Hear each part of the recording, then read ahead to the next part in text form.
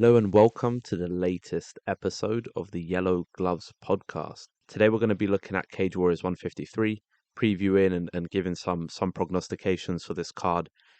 It's actually insane how quick and fast these cards have arrived out of nowhere. I mean, we went a few months with nothing at the start of the year, and then now it's like every week we've got just these insane title matches, insane, prospects and these fight of the year contenders on paper. And we've got a couple of those on this card, which I'm really excited to get into.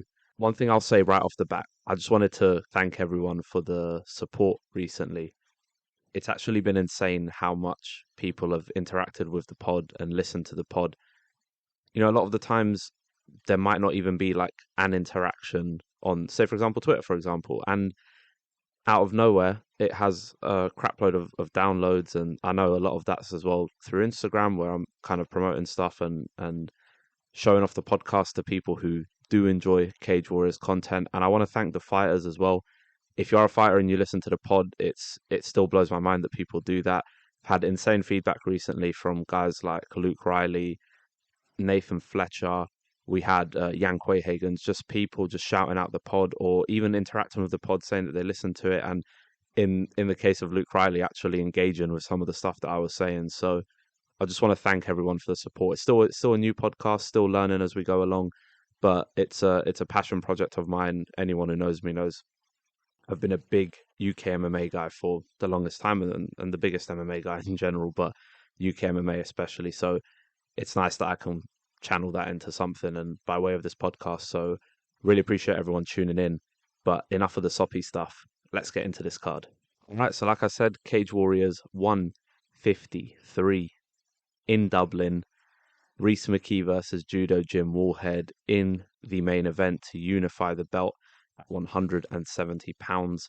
Elsewhere on the card, we've got James Sheehan versus Oban Elliott, a very likely title eliminator in that weight class. We've got Morgan Charriere returns, Ryan Shelley, Tobias Harila, which we're going to talk about, and then a bunch of other really cool prospects and awesome fighters on this card. Takamandu, a guy I can't wait to talk about, Paddy McCory, Leon Hill, Kyle McClurkin and Owen Williams. I think that's going to be really fun, even though maybe on paper people wouldn't think too much of that fight. Adam Shelley returns as well, Ryan Curtis versus Nicholas LeBlanc, and a bunch of other fights. I believe there's 14 fights tapped for this card. Obviously, I'm recording this on a Wednesday morning, so potential for fights to fall out and not go through as so happens in MMA, but I have to record at some point, right? I try to delay it as much as possible, but I also want to give you folks the opportunity to listen to it before the actual card, right? So I guess that's just me highlighting some of the stuff I'm excited for, but I guess let's just get straight into this one. All right, so in the main event, we've got, like I said, Rhys McKee versus Judo Jim Wallhead. This is going to be a banger, ladies and gentlemen. This is just an insane fight. I mean, there's so many ways that I think this can go. There's so many ways that I think it will go, but then my brain is like, no, it's going to go the other way. Um, I say this in the pod all the time. I don't really get into picks. I might throw a pick out there randomly when I'm talking about the fights, but I don't really tend to get into picks. So again, like I say, disclaimer for every pod. If you're listening to this to try and get, betting tips or betting advice, you're probably best placed to listen to a different podcast covering this card. So yeah, I'm here just to talk about the fights and the technique in the fights and the technical level of these fighters, or just the insanity of these fighters. So this Rhys McKee Judo Jim Wallhead, this is just an incredible fight, and actually one of the most exciting Cage Warriors fights I can remember, or at least one of the fights I've been most excited for in recent years. It's one of my most anticipated fights of the year, irrespective of whichever promotion you're thinking of. And actually, there's three fights on this card that tick that box for me. I guess my main question in this fight is, will Rhys McKee fight at range? Because we know he can. He's got the tools to do so. Will he engage in a scrap with Jim? Probably something that he wouldn't want to do. But I mean, we've seen Rhys McKee scrap his ass off, right? I mean, he's made a whole career of it, so I wouldn't be surprised. And with Jim, we look at this fight and we know that he's probably on the way out, whether he wins or he loses. But it's weird. There doesn't seem to be any any pressure on him. I was listening to an interview that the Severe MMA guys did with Judo Jim, and I was really it was a great point because people always say if you're thinking about retirement, then you should have already retired like a year ago, right? But I feel like it's right what was said in that interview. Like this is only really applicable to UFC fighters, in my opinion, because Judo Jim, I mean, he's got nothing he's not getting his ass beaten. He's handily beating people. He's knocking out big prospects. I mean, him knocking out Figlak was the Yellow Gloves Knockout of the Year award, right? Or Finish of the Year even. And he's now taken on a guy who was one half of the Yellow Gloves Fight of the Year in 2022. So I don't think that I buy the whole, that Rhys is going to win because Jim is on the way out or Jim is about to retire. I don't believe in that. I think if Rhys wins, it's going to be because Rhys is a better fighter, and if Jim wins, it's just going to be because the guy just loves fighting and loves this period that he's in his life. So it, it's an interesting one. I think Jim, we haven't seen him wrestle much recently. People forget that he was always a hard nosed grinder, guy who, yes, heavy handed 100%, but someone who's happy to wrestle against the fence, happy to get people down and cave their skull in, right? So we've not seen any of that since his return to Cage Warriors. We've seen him spark Skabinski and Figlak out in the first round. We've not actually seen him go long in fights. We've not seen him be tested much in these fights. So I'm really really excited for this one. I feel like with Rhys McKee we have to talk about the UFC because I think and this might be a little bit biased because I've always been a big Rhys McKee guy. I think he was hard done by getting cut by the UFC at 0-2, especially considering the fact he fought Hamzat Chimaev and Alex Morono back to back. Chimaev, obviously, we all know Chimaev. I mean, losing to him is no mean feat. And Alex Morono, say what you will about the guys, he's a real veteran. He's actually tough to beat in that cage. You these Cage Warriors guys don't really get layups in the UFC. I insert joke about Paddy Pimblett, blah blah blah. But there aren't really layups in the UFC for a lot of these guys. I mean, look at Jai Herbert and Rhys McKee's a great example. Cutting him at 0-2 is insane, but if you listen to this guy talk, he's extremely motivated. He didn't really take it to heart, and he's just used it to fuel this return. And I think if he gets the job done on Saturday and he beats Jimmy in a respectable manner, in a manner that people can really, in a manner that turns heads, I think Rhys McKee's probably due to fight on that London card in July in the UFC. I think that's just my little prediction. If this does happen, he's he's it's crazy to say this. Like, there's so many fights at 170 pounds that I'd want to see Rhys in. Like, who doesn't want to see Rhys versus James Sheehan or versus Oban Elliott? Like, I want to see that. I want to see Rhys McKee against Madas Fleminass. But like I said of George Hardwick last time out, you can't hold on to these guys forever. And as insanely hyped as I am for fights that Rhys could have here in Cage Warriors, I'm also insanely hyped for fights that he could have in the UFC as well, with a proper camp, with a proper weight cut, and with hopefully more favourable matchups. I really back Rhys to get back to the big show and do what he does best, which is strangle people or knock people the fuck out. One of the interesting things for me here is that McKee is definitely hittable. I mean, we saw it in the Burlington fight, but I mean, we've seen it his whole career. He's not an incredibly great defensive striker. Like his head movement isn't always there, and it's less. I think it's less of a deficiency in his game and more of the fact that he would rather get hit once to hit you back twice. And it's, some people might say it's a bad trait to have him fighting, or it's a flaw in the way he fights, but it's something that I think is going to stick with him his whole career, and I think that's what gives this fight a bit of an edge because Judo Jim he's been knocking people out left, right, and center, and if he manages to get his hands on him early in the first round, I think it could spell a bit of trouble for Rhys. But we've seen Rhys in uncomfortable positions, and then we've seen him turn it around and go on and get the win, and that's what makes this fight really really compelling for me. McKee for me is just a precise deliverer of damage. Like I always say this, he doesn't discriminate whether he's trying to knock your head off or beat up your calves or punch a hole through your liver. I love his activity. Just he's his different kind of array of strikes that he's got, prodding kicks to the body. He's got a really nice long jab. And I'm really, really excited for this one. There's ways that I'm trying to break it down in my head, and conventional wisdom says that Rhys McKee beats the older guy who's on his way out and beats him badly. But just look at the Mick Stanton and Will Curry fight, for example. I mean, a lot of people thought that Curry was going to be that young upstart and was going to knock Mick Stanton out, and now Mick Stanton's defending the Cage Warriors middleweight belt in London in a few months. So shit happens, and I wouldn't sleep on Judo Jim. He's going through like a fairy tale story right now. His career is just pure insanity. The longevity of this man's career, the promotions he's fought for, returning back to Cage Warriors, snatching that interim belt. I just can't wait for this title to be unified. Really excited for this one. I really don't know how it will go, and I think maybe I'm giving Judo Jim a bit too much credit because I know Rhys will be the favorite going into this, but man, when you've been watching this guy as long as I have and you know what he's capable of, we've seen Rhys McKee get wrestled sometimes. I wouldn't be surprised if Jim goes out there, tries to put hands on him early, doesn't find much success, but backs Rhys McKee enough to just take him to the ground and win a few rounds. Will it go the distance? I don't know, but don't be surprised if it's a tough 25 minutes, a competitive 25 minutes where by the end of the fight, we're talking about damage versus control and all of that stuff like we did with the Will Curry and Mick Stanton fight. Absolute banger. Cannot wait to see it. And one of the cool little tidbits before I move on to the next fight is the fact that Rhys McKee made his debut, his professional debut, at the 3 Arena back in 2015. He won. Now here he is again, where a win at the 3 Arena could lead him to a return to the UFC.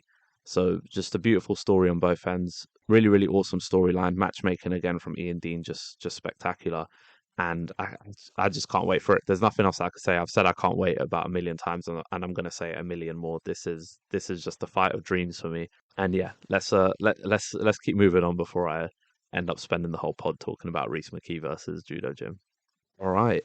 In the co-main event, we have James Sheehan versus Oban Elliott. Jimbo Slice versus the Gangster. 6-2 versus 7-2. Winner fights for the welterweight strap next. I've no doubt in my mind about that. This is probably the best fight on the card, in my opinion. The fight with the most stakes outside of obviously having a title, but I think where both of these guys are in their career, there's a lot of stakes in this one. It's going to be really competitive. They're really well matched.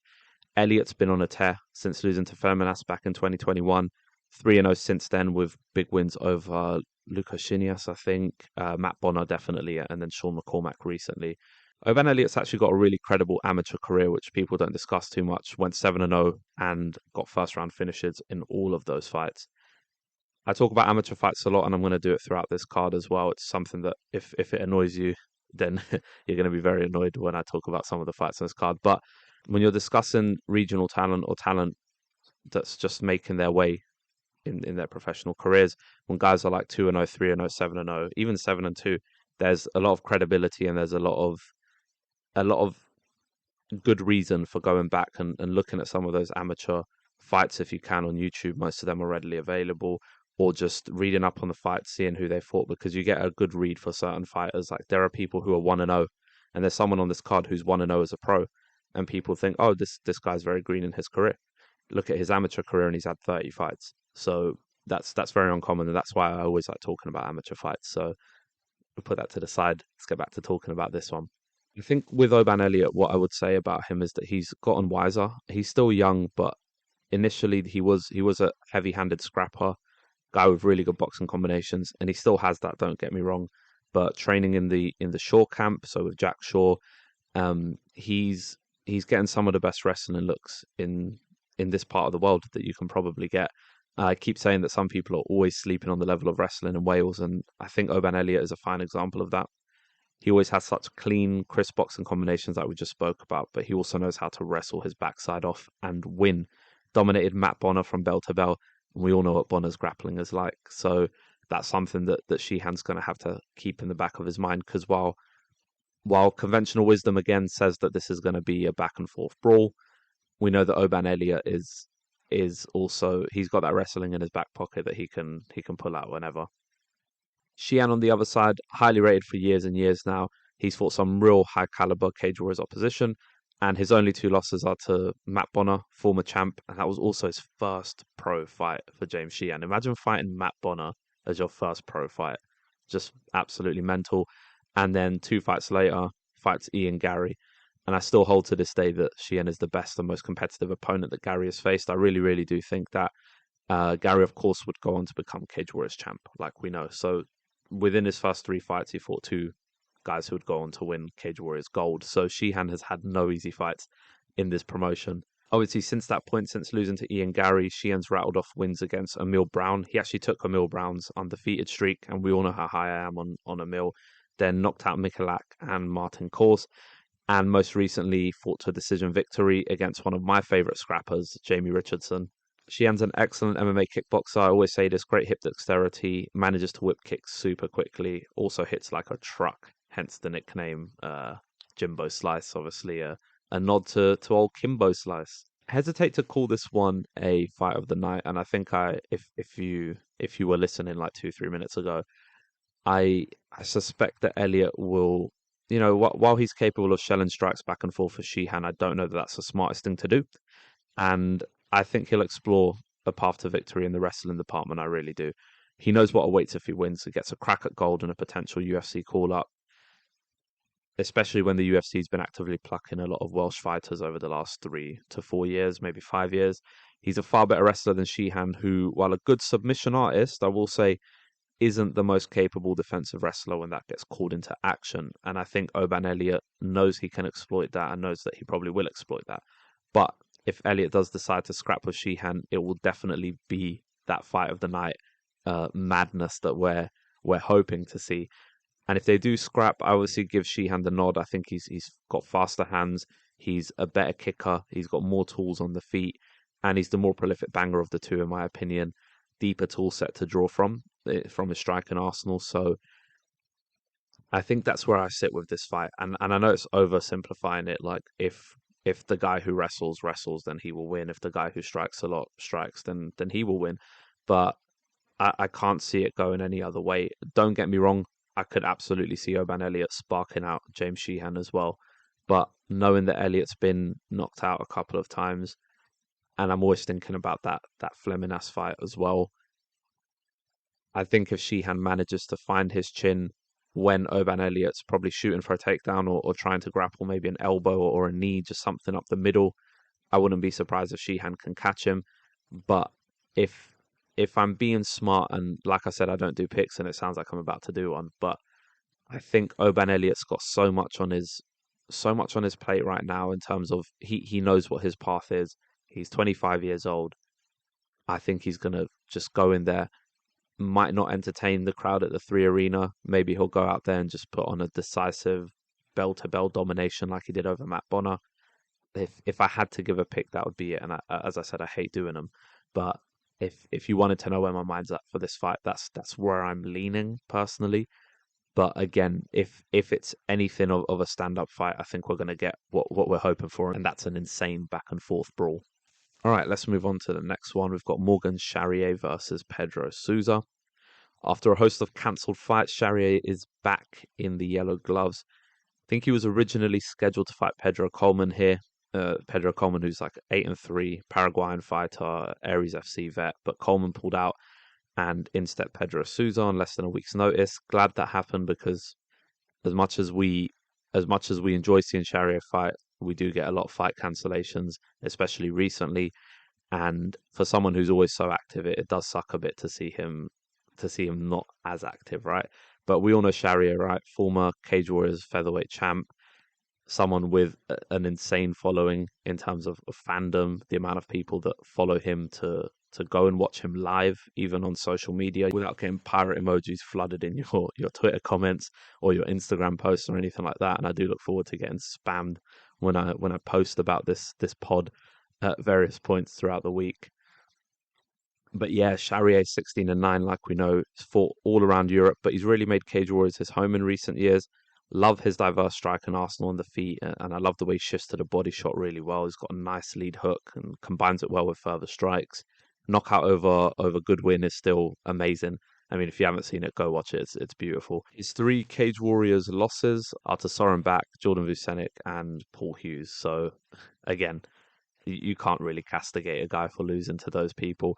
And all of those losses were actually very close on the scorecards if you go and watch them back. So, also, what I don't think Charriere gets too much credit for is I think that he's a decent grappler, someone who can hold his own, very much someone who's able to mix things up. I wouldn't say he's an offensive marvel with his grappling, but he's someone who can battle really well in the clinch up against the fence, someone who can hold his own when he's on top, or even has a decent enough guard or close guard to stall fights out if he feels like he's getting messed up a bit on the feet and he needs to rest on the ground with someone on top of him. I think Charriere doesn't get enough credit for that, so I just wanted to call that out. But with Pedro Sousa, he's someone who's 18-4, proper submission specialist. I think 12 of those 18 wins are via submission. I don't have a crazy amount to say about him. He was 13-0 at one point under a bunch of like regional Brazilian MMA promotions, and then fought for Jungle Fight, which is a promotion that I love. After which he left Brazil, started to lose quite a few fights to guys like Cylinder and Jesse Arnett, to name a couple. He's quite hittable from what I've seen, just doing the old YouTube research, and didn't really know who he was until this fight got booked, if I'm being honest.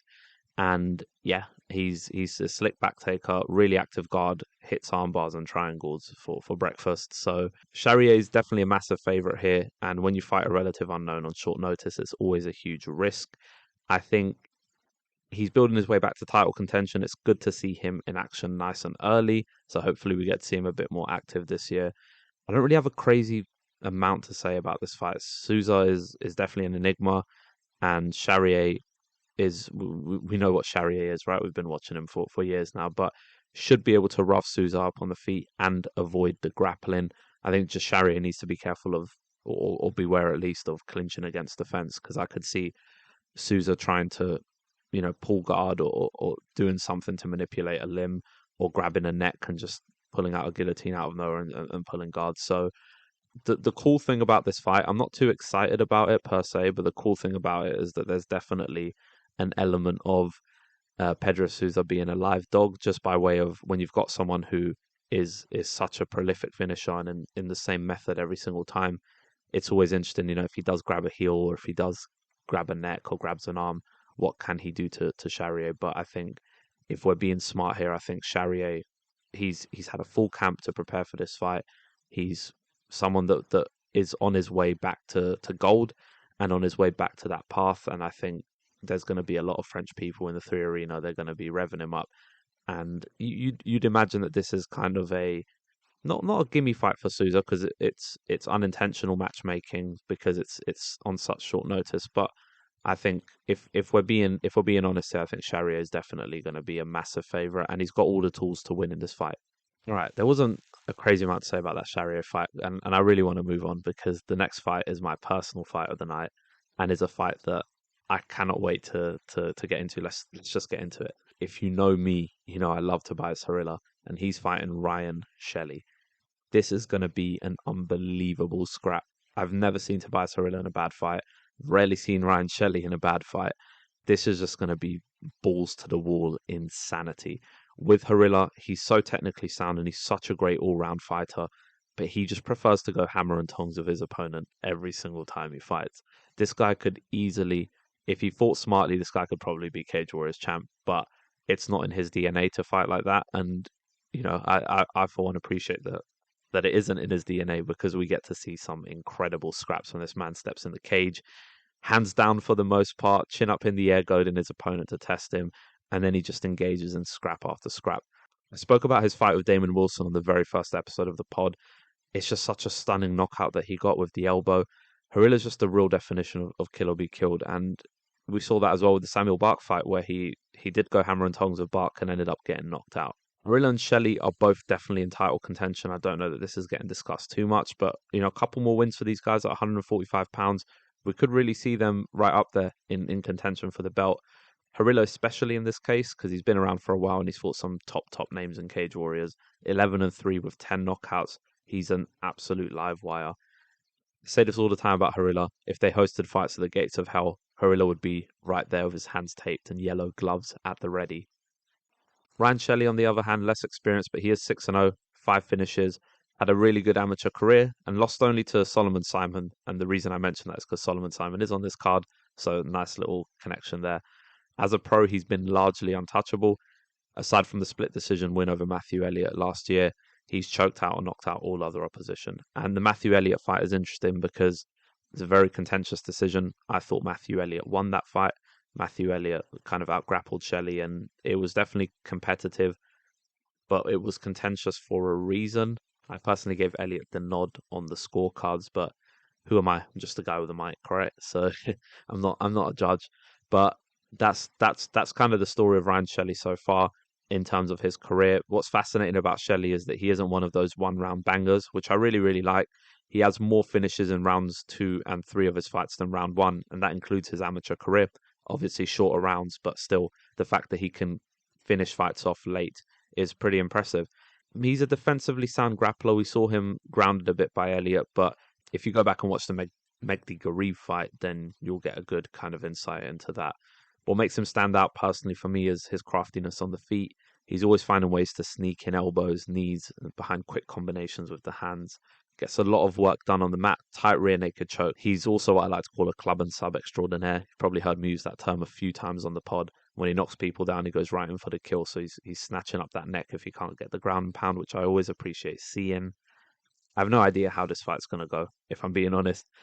Again, we're talking a lot about conventional wisdom today. Conventional wisdom says that Shelley will hurt the always hittable Harila and find a way to submit him. But Harila's gone back and forth with many and lived to tell the story every single time, aside from the Samuel Bark fight. He's defensively sound enough to avoid getting out grappled and straight up wrestled, which is what makes this fight really interesting. I think for both guys, defensively sound grapplers, and I don't think either guys are going to want to grapple. I'm just going to put that out there. They're going to exchange. They're going to land big shots. Shelley's putting his undefeated record on the line, while Harila knows just how close he is to being within legitimate contention at the top of the division, right? So, yes, Shelley's the smarter, more calculated fighter, but Harila excels at forcing you to fight in his madhouse. And whatever happens, I think someone's going to get slept. I mentioned that Rhys McKee versus Judo Jim was one of my most anticipated fights of the year, irrespective of MMA promotion. And I mentioned that at that point, there's also another fight on this card where I feel similarly, and it's this Ryan Shelley Tobias Harila fight. It's going to be an insane scrap. It's going to be back and forth. Someone's going to get knocked out.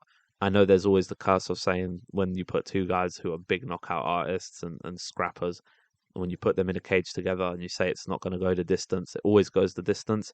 But I promise you guys, this one is not going the full 15. All right, and now we get to the point of the card where the fights are maybe less intriguing to a lot of people. They don't have kind of the name value of a Morgan Charriere or like a Sheehan Elliott or, again, Rhys McKee, Judo Jim. There isn't that insane kind of back and forth potential of a scrap like Ryan Shelley and Tobias Harila. There's a few prospects that I really want to talk about. We're going to talk about every single fight anyway, like we always do. But I will probably talk more about the fights that I am genuinely interested in. So up next, we've got Deki Makalinen versus Wasi Adesina. Deki Makalinen is back, and it's good to see him back. He's coming off 2 losses and a draw in Cage Warriors. You have to go back to 2020 to see his last win in the Yellow Gloves. But he's had to fight some really tough opposition since joining Cage Warriors. I mean, we're talking about Steve Amable, Tom Mearns, Kieran Lister, Steve McIntosh, Tobias Harila. That's insane. Like, he's a wild, wild fighter. He either gets or gets got. It's as simple as that. It's flying knee knockout over Adam Gustab. If you haven't seen it, still gorgeous and just insane to see. It's on YouTube. Definitely check it out. And he's got an excellent submission game to go with some of those wild tools on the feet. Deki Makalinen's just a straight up chaotic, wild fighter. I mean, we just spoke about Harila. These are two guys who have fought each other before, and Deki Makalinen isn't too far off in terms of just pure insanity in the way that he fights. Wasi Adesina, on the other hand, this is Cage Warriors' debut. He's 4-2, and he's on a 4-fight win streak, so he lost his first 2 fights, and he's a Brave CF alum. You guys know I love Brave CF if you know anything about me, but he's mainly cut his teeth under FCR, Fight Club Rush, as they used to be called. While not a fighter I was familiar with before the fight was made, gone back and watched his fights where possible. And he's a pretty terrifying 145er, really powerful, nasty ground and pound, and hits very hard in general. Fight's a sleeper in my opinion. Deki hasn't won in years, Adesina's been putting people out to pasture, but I wouldn't sleep on Decky's awkward power and slick grappling skills. Could see him put his wrestling shoes on and grapple the Nigerian. It could happen, but I think if we're being honest, knowing the type of fighter that Decky is, and knowing that Wasi can be a bit of a heavy-handed individual, I think this one's definitely going to be a stand-up war, and it's probably not going to last very long. And then we have Takamandu versus Benoit Blanc. Great article in the Irish Mirror. If you haven't read it on Takamandu, on Twitter, I'll probably make a post about it after I share the podcast, just so people can read it.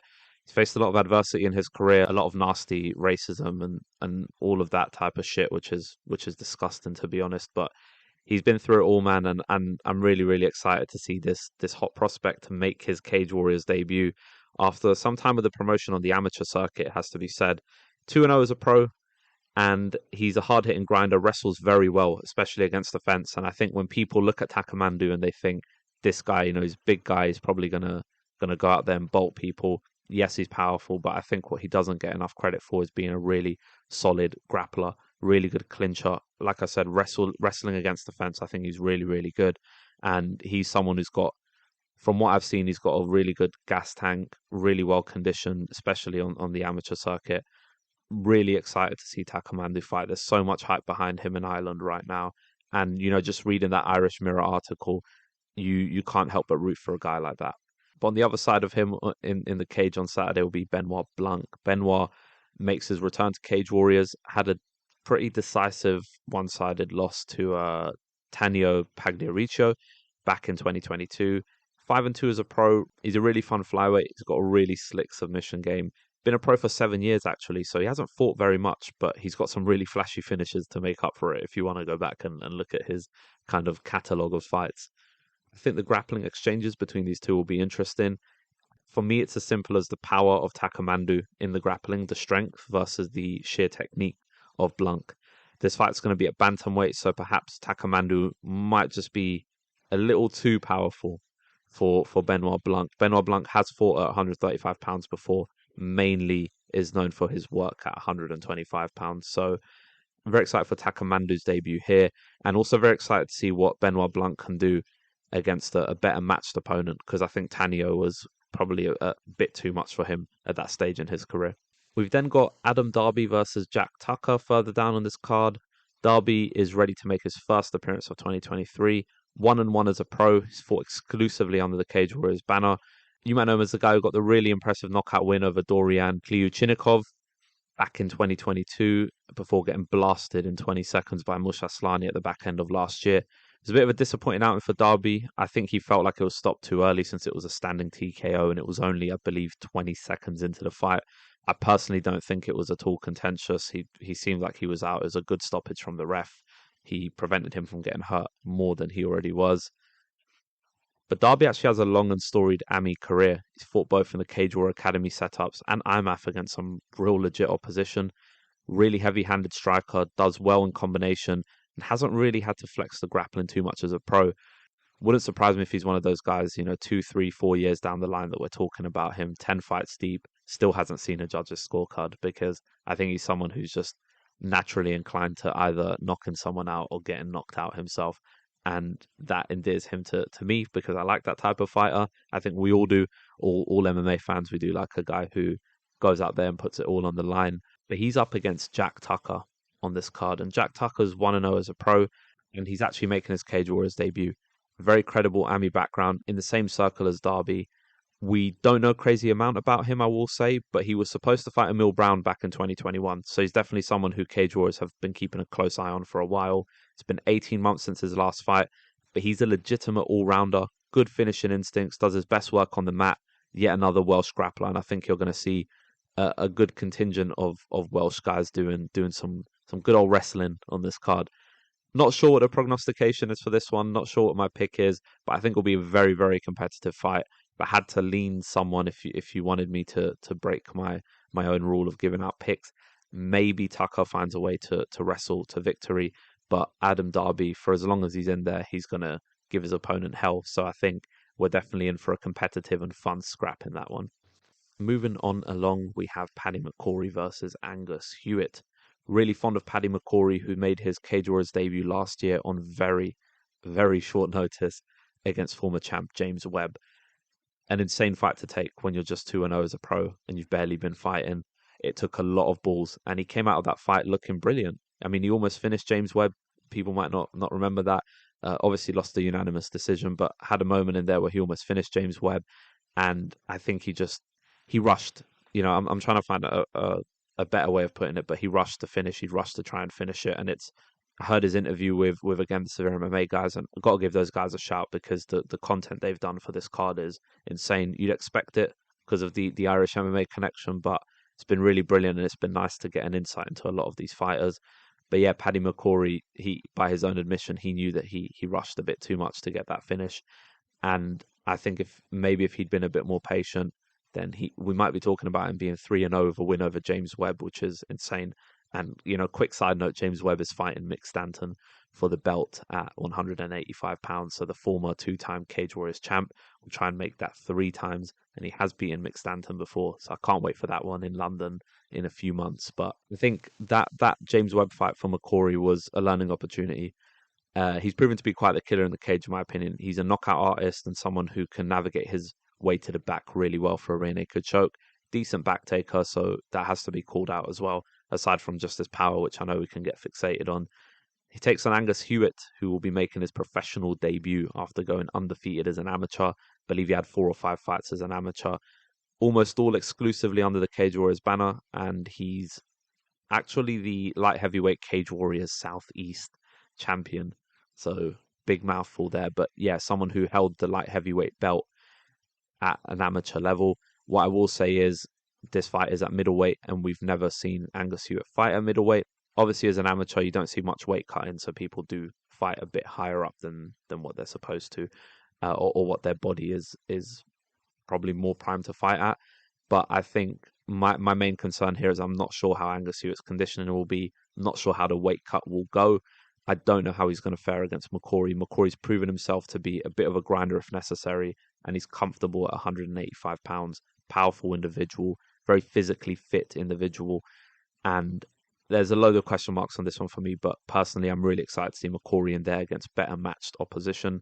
James Webb fight was cool, but way too green in his career to be fighting someone like James Webb. So what you've got here, you've got 2-0 versus 0-0, someone about to make their debut. So I think this is way better match, and I'm really excited to see how Paddy McCrory gets on in there. Then we've got a bit of a domestic one, a bit of a domestic scrap here between Leon Hill and Marcin Zembala. Marcin Zembala trains out of Northern Ireland, but born in Poland, so has fought all over Europe, and he's probably going to give Leon Hill a bit of a test, as this is the most experienced opponent Leon Hill has faced. Leon Hill obviously back in Cage Warriors after 3 years fighting in other promotions. The 4-1 prospect made his pro debut and lost in Cage Warriors, but has been making quick and easy work of all his opponents since. That sounds like I'm reading. I assure you I'm not reading this. It sounded like I was doing like some sort of promo for the fight. But funnily enough, actually, he has a win over Paddy McCrory, who we just spoke about as an amateur. The most interesting thing about this one is that Hill battled with some concussion issues earlier in his career, and that kept him out of action for almost 2 years. But he made up for it in 2022, had 4 fights, insanely active, bruising finisher, Team KF prospect, really good finishing instincts when he has an opponent hurt. But for Zembala, decent grappler, good BJJ base, but I think he can get tangled up a bit too easily. He is 7-6, so again, not someone who is very highly touted. But like I said last time out with the Chris Price and Mikhail Falk fight, don't count out these guys with these 50-50 records, because when they're fighting dudes who have barely been in the cage, their experience and their know-how, how to conduct themselves in a fight, how to get a fight where they want to get it. Yes, they're probably going to get bolted, right? If you had to put your money on something, you probably pick someone like Zembala or someone like Falk last time out to get knocked out. But like we saw with Falk, these are guys who have been fighting for ages. They've been cracked in fights. They've been hurt. They've been in uncomfortable positions. They've lost contentious decisions. They've won contentious decisions. These are just some things that you get as a fighter when you have more experience. So I know everyone's going to be high on Leon Hill for this fight, and I certainly am. Don't sleep on Zembala. He is 7-6, but he's on a 3-fight win streak. Shouldn't be counted out here. Equally as active as Hill last year. I think he fought actually 5 times in 2022, so even more active. Might not have the talent that Leon Hill has, might not have the finishing capabilities that Leon Hill has, and probably Leon's going to go out there and smoke Zembala. But don't be surprised if Zembala manages to get his way around the fight was by way of grappling and making the fight dirty and slow and very grapply. Honestly, don't be surprised. But yes, very excited to see Leon Hill personally. He's the highlight of this fight for me, and I want to see what he can do with all of this experience now under his belt and his return in Cage Warriors. So very excited for this one. Let's keep ticking along. So now we're moving on to Solomon Simon versus Dorian Kliuchnikov. Solomon Simon 1-0, making his Cage Warriors debut. Kliuchnikov is 2-3, making his return to Cage Warriors after a serious highlight reel loss to Adam Darby. Simon made his pro debut only 3 months ago. How insane is that? 3 months ago he turned pro. Now he's in Cage Warriors. Very, very long amateur career for this guy. Had 18 fights, which you don't really see much. And that includes a win over Ryan Shelley, who's on this card. I'm very excited to see what he can conjure up in his debut in the yellow gloves. However, it's worth mentioning he did fight in the academy setup of Cage Warriors. So pro debut in the professional Cage Warriors setting. But yes, did fight as an amateur as well. Solomon Simon, if you want to know a bit about him, super, super fast striker, really quick hands, well conditioned across the entire length of a fight. His singular pro win came in the 3rd round via KO TKO, which is always a good sign. Kliuchnikov, on the other hand, decent grappler type, very suspect chin. And if I'm going to keep this one short and sweet, which I plan on doing, I reckon he's being set up here to get knocked out. There's Dorian Kliuchnikov.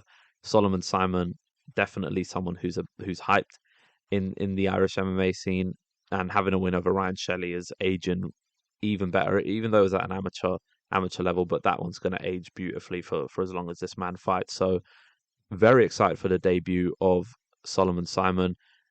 Don't want to sleep on Kliuchnikov too much, but I think his chin is just a bit too suspect for me. I think Solomon Simon's going to probably find a way to crack that chin.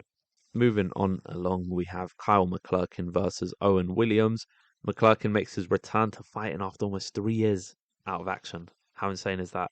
Last fight was a knockout loss to Christian Leroy Duncan, who's now in the UFC, and obviously former Cage Warriors middleweight champ. And it was a pretty nasty knockout loss the way that he did get defeated. But McClurkin's always been a straight up all action fighter, even as an amateur. Has never seen a scorecard. I think in 10 fights combined as an amateur and pro, he's either been finished or he's gotten the finish himself. Super powerful striker, very, very heavy-handed. Lacks the speed to sometimes win in exchanges, and I think that's why he sometimes gets knocked out. If he's the first to land, he's going to put people out to pasture, but the hands aren't as quick as you'd want it to be for the amount of power that this man has. Owen Williams is 0-2.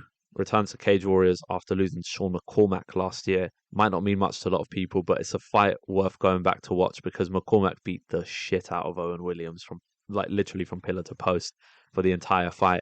And then in the last 15 to 20 seconds, Owen Williams out of nowhere almost pulled out the Hail Mary Kimura. I was going nuts watching this one in my living room. Would have been just the most bonkers comeback win because he was getting just demolished by Sean McCormack. I have to imagine that McClurkin's being set up here for a big win in his return after many years out. Owen Williams is 0-2, hasn't shown a crazy amount of promise as an amateur or as a pro, it has to be said. And he's got a lot to prove. He's coming off a knockout loss last month as well. So that I've not gone and watched that fight. It was against Rhino Daly in the Budo Fighting Championship. I couldn't really find a clip of it online. I don't like seeing guys getting knocked out and then back after a month. I think that's not smart. But, you know, he's 0-2. Most people would look at that and think he sucks. Matt Bonner was 0-2. A lot of fighters start their career 0-2. It's not a big deal. It's not. What I'm saying here isn't kind of a smudge on Owen Williams because I'm looking at his record. Just knowing him as a fighter and seeing what I've seen, at least from his pro debut against Sean McCormack, I think that McClurkin is probably set up here to get a nice big win on his return to Cage Warriors because I have some concerns about putting a man in there who got knocked out last month. to fight someone who's very, very heavy-handed, like I said, and someone who hits extremely hard and knows how to finish fights like Kyle McClurkin. I think there's definitely an entertainment factor to this one because McClurkin's never gone the distance. But I mean, I'm interested to see how it goes. But if I had to narrow it down, I think that McClurkin's definitely being primed here for a knockout finish. All right, we're going to pick up the pace here. Last three fights of the card. Adam Shelley versus McKee Ahmed. So Adam Shelley, brother, of course, of Ryan Shelley, who we also covered on this episode of the pod. He's a 6'3" lightweight, which is pretty bonkers. If you know me, you know I love watching folks either too oversized or too undersized for a division. Yes, it's funny, and that's part of where I get my amusement. But actually, I like to watch it from a technical perspective. It's cool to see how they deal with their advantages and disadvantages in fights. So Shelley, for me, excellent kickboxer, karate type. I believe probably he's got some taekwondo or karate experience because the way he fights leads me to believe that he does. His only loss is to James Power. So we established last week that he's very, very much a player at 155 pounds. Shelley coming off a decisive win over El Haj and Dai, which is a pretty awesome win. Put a beating over the 4-1 fighter and could well have finished the fight because Ndai looked totally fatigued halfway through the second round. I mean, I was going mental tweeting about this fight because Adam Shelley had him. Just even his coaches, right? Even the coaches were just screaming at him like, go to the body, go to the body. He's gassed. And I think Adam Shelley will probably kick himself for not getting the finish in that fight. But I think for someone who's 3-2, I think his record definitely betrays his quality a little bit. Love his diverse kicking game and just his general striking game. Would love to see more of a finishing instinct. And maybe we'll see it in this fight because it did concern me in the last one out that to have a guy who's basically gassed for 7-8 minutes in a fight and not really have the willingness to put him away, happy to fight a range and continue prodding at him. You know, who am I to criticize someone who wants to make money and wants to get their win bonus and everything? But for me personally, and I think for most people, if you see someone who's got someone hurt so badly and someone who's tired in front of them, you'd like to see them go and get that finish, right? What I will say about this fight is Shelley was originally supposed to fight Dean Barry of UFC fame, of course. But in true Dean Barry fashion, the fight fell apart. I think that guy is definitely cursed to some level. So in steps in McKee Ahmed on less than a week's notice. I believe this is at a catch weight 165 or 160 pounds even. Not familiar with Ahmed at all. I'm not going to lie. He's 2-4, suffered multiple losses by way of finish. Seems to me as this is probably just a warm body for Shelley to style on and to keep him on the card. There was a bit of a rumor going around that Shelley wouldn't be fighting, that they wouldn't find him an opponent, but thankfully and gladly they did, which is awesome. McKee Ahmed has been KO'd twice in both fights less than 40 seconds in against a measured sniper like Shelley. I can only envision impending doom for the Greek fighter, if I'm honest.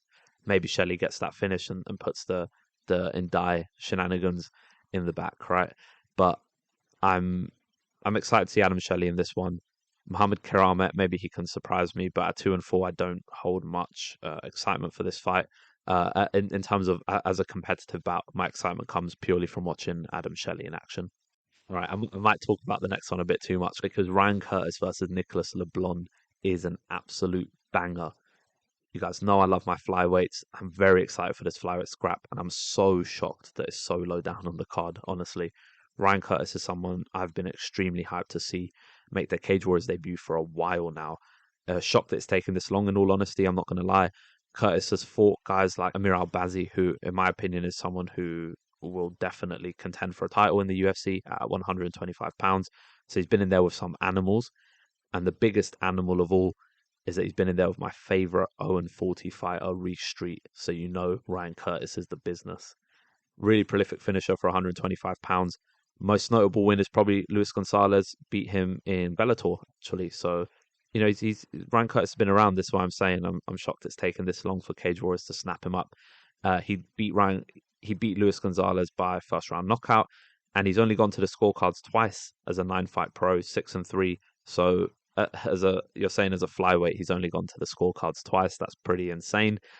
Really high finishing instinct for Ryan Curtis. Really excited to see his debut, and he's fighting Nicholas LeBlond, who returns to Cage Warriors after a 2-year hiatus, but he did fight last month in one of the Cedric Doumbé cards in France Cedric Doumbé, obviously one of my favorite kickboxers, and he won via submission on that card. I think it was an MMA GP card. In Cage Warriors, he's fought some real animals. He's fought Sam Creasy and Luke Shanks, lost both fights. Both of these men, former title holders at 125 pounds. His sole win in the organization is a knockout over Darren O'Gorman back in 2021. Another guy's a prolific finisher and actually very powerful striker at 125 pounds. This one's going to be a barn burner. Like, I honestly think this is a sneaky fight of the night contender. And again, I've got no idea how it's managed to drop so low on this card. I cannot wait for people to be introduced to Ryan Curtis and be reminded of how good Nicholas LeBlond is. I think it's going to be very, very, very competitive, and I don't think it goes the full 15. So we're at the first fight of the card and the final fight that we'll talk about, and that's Alexander O'Sullivan versus Afrim Taki. So Alexander O'Sullivan, I mentioned him very, very early on in the pod. Not often that you get to talk about a guy over 30 fights. Yes, 30 fights. Amateur career. O'Sullivan transitioned to pro with a record of 20-10 in the regional scene and defeated some good names like Alexander Luth, beat him in the IMAF circuit, and also Leon Hill, who's also on this card. And he won his pro debut last year via first round armbar and finally makes the leap to Cage Warriors, which I'm really hyped to see. This is a very experienced debutant.